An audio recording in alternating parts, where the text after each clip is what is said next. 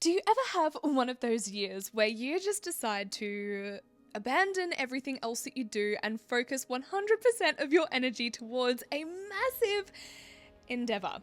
Well, that's where I've been for the last year, and oh my god, I'm so excited to share this with you because this video is brought to you by The Pioneering Artist. Stay tuned until the end for a special preview. Okay, so the last time that we saw each other, that was the 2023 Lessons Learned, and that was after going through a year of growth. And oh my god, let me tell you, like, just person to person, not like the scripted version. Holy shit.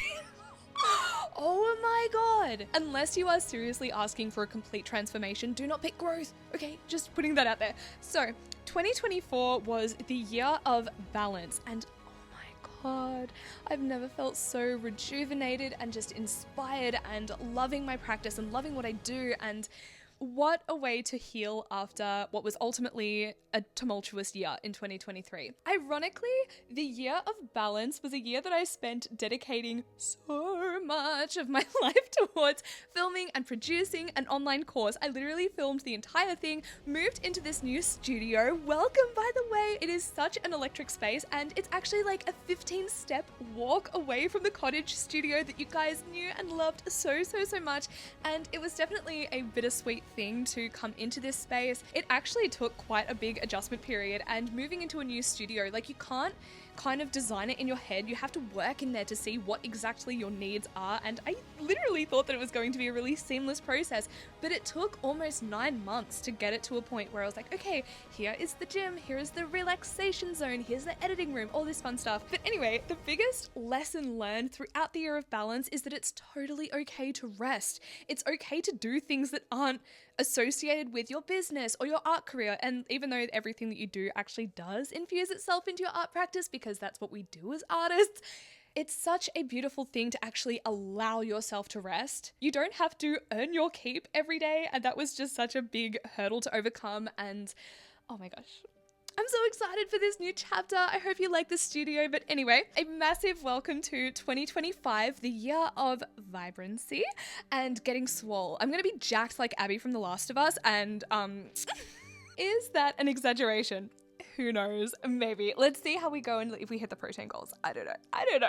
So, now that the course has officially launched after literally years in production, this has been in the works since 2021, which is wild. The amount of messages and love and support that you guys have sent me over the last so long in just celebration and eagerly awaiting this course and being so beautifully patient. I appreciate you so much. Seriously, I would wake up every single day for the last year at least of people just being like, when's the course coming out? I'm so excited for it. And emails and comments. It feels so surreal that it's finally out. But one of the most adorable and honestly gorgeous things that artists tend to do is that when we have our eyes on the horizon and there's this really big thing that we want to do that we know is going to push us so much further in our creative practice, that's going to challenge us, and that's going to be our best work, that's going to really just change our lives in so many ways. When we have that thing, kind of like our identity begins to get wrapped up in it, and we don't want to put anything out there that isn't perceived as perfect or that we're not entirely happy with. But the thing is, when we get in that headspace, we spend so long planning it instead of doing it. And planning the thing isn't doing the thing. They are two completely different things. And maybe it isn't something monumental. It could be as small as coming back to social media after taking a little bit of a hiatus, or sharing a series of miniature paintings. No matter what it is, as soon as we get into the mindset of we have to put our best foot forward, we open ourselves up to self-sabotage in a way. Because in not doing the project that you desperately want to do, it's also safer knowing that even though you haven't done it, you haven't failed at it, which can sometimes be way more confronting than the prospect of what if, or even regret of not doing the thing at all. Done is better than perfect. Done is better than perfect. Done is better than perfect. And if I'm being totally honest with you, I need to take that advice as well, because literally I was still filming classes up until the day before. I was still finishing I was still working on stuff, and literally I've refilmed entire classes because I was like, I don't like the way I look in it. What? That is crazy. And the amount of effort and work and just time that's gone into this, the amount of content that's gone out to other artists for peer review, and there I am, just worried because, I didn't like the way I looked there, or I felt that I was looking too chubby in a certain shot, whatever it is, like, that's just my trauma, that's just my hang up, and it was so strange to have this experience where it's like, people aren't here to look at you, they're here for what's inside of you. And I feel like that's really important when it comes to putting yourself out there on social media to begin with.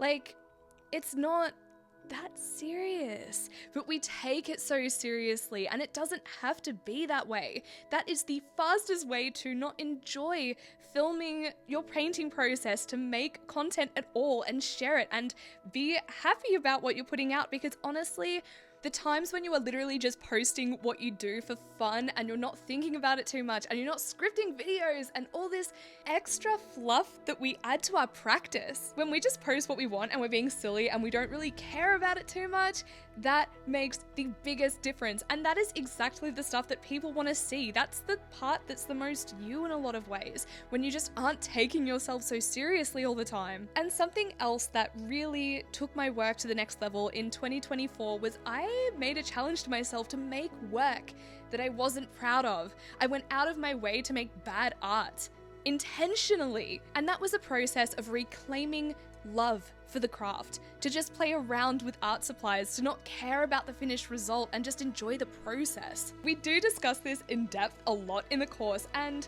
one of the biggest takeaways also from last year was that you might care too much about your art, and that isn't always a good thing. Call it a hot take, call it just ignorant to put out there, but honestly, putting the fact that he was a dick aside, Picasso made how many thousands of paintings? You are not telling me that he cared about every single one of them so much. It's not possible. People just don't have that many fucks to give, let alone an artist, and like where our attention spans are already so thinly stretched out over our entire careers. There is no way. There is no way. But we can learn from this. We can take that as inspiration. As soon as you stop caring so much about every finished painting, about every video you post, about every single little teeny tiny little detail of your entire career, you're free. You're actually free. Then you can begin to express yourself authentically, warts and all, good and bad. That is what's so beautiful about being an artist, is that we get to shine a light on the duality of people. And when we begin to sincerely embrace our shadow in that way, we make better work. Whether we want to admit it to ourselves or not, we are all full of contradictions. Each and every single one of us. That is just part of being human. That's part of the human condition. But for painters and artists, we are all faced with the exact same challenge, and that is overcoming perfectionism. And we simply cannot authentically and genuinely express our own humanity if we are constantly striving for perfection. It wasn't until the last month of this course that I finally found my groove in a way, and it was like, oh, it was this thing where it wasn't scripted and it was just talk to the camera, and it was so fun. That's in chapter 3, by the way, and I feel people that are already in it are like, oh my god, chapter 3 is so fun. I'm like, yeah, of course. I'm wearing a Peter Malark shirt and I get paint all over it, and then I get paint in my hair, and I'm like, oh my god. It's a really fun. It's a really fun section, by the way. Yeah, that is exactly what I'm talking about.